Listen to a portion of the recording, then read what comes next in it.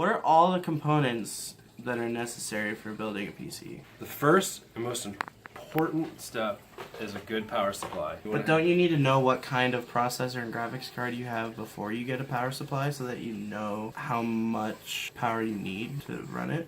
Why would you push it to the limit? Just get a really nice power supply, and then if you decide to upgrade your computer, like you put a new graphics card in it, you're golden. So like I wouldn't go any lower than a 700 watt power supply, because you can run a GTX 1080 off of a 700 watt power supply.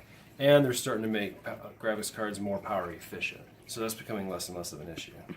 But I wouldn't go any lower than a 700 watt power supply. In fact, I would do, the graphics card I have in my computer now requires a 750 watt, but it's AMD. And I wouldn't recommend going AMD unless there's a really, really good deal out there, which is why I got that one. But in your case, I would stay away from AMD because it's given me a lot of headaches with their drivers. Second, I would say is pick what graphics cards you want and then base your processor around that graphics card, and then find a motherboard with the socket set. You can't just pick a processor and it will fit in any motherboard.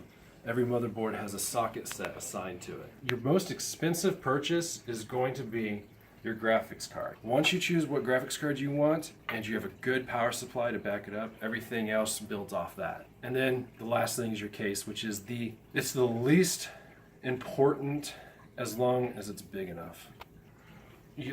Rule of thumb, don't use the stock cooler because that comes with Intel processors. Usually if you buy an Intel processor out of the box, it comes with a fan for it. Those things don't keep your processor cool enough. Is there like a way that you can make it have more USB ports? First of all, the case would determine that. They make different computer cases with different amounts of USB ports. But if you've already chosen your computer case and it's still not enough USB ports, then they make USB ports that attach to the motherboard in the back where you would put video cards or sound cards.